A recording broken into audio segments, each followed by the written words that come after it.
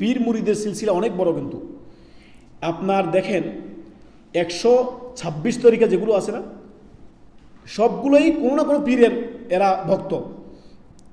বাংলাদেশে পূর্ব থেকে পশ্চিম, উত্তর থেকে দক্ষিণ আপনি চলে যান, এই সমস্ত পীরদের গ্রুপ কিন্তু আপনি পাবেন।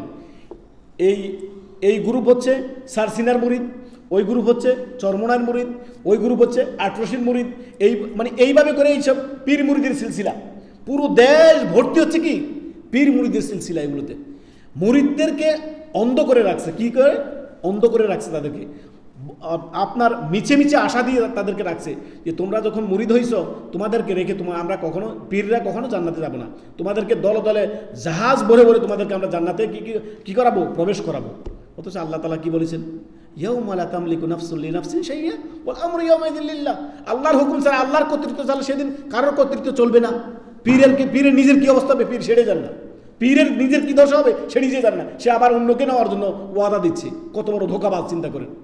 সে নিজে জান্নাতে যাবে না জাহান্নামে যাবে সেটাই সে জানে না। সে তার পীরকে আপনার কি করতেছে?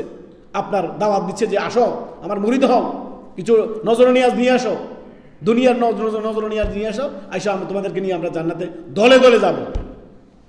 হায় বোকা মুসলমান!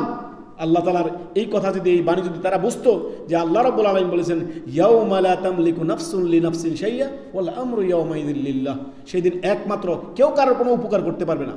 কোনো মানুষের বিন্দু পরিমাণ কোনো কিছু করার ক্ষমতা রাখে না। একমাত্র কর্তৃত্ব কার? রব্বুল আলামিনের, আল্লাহ।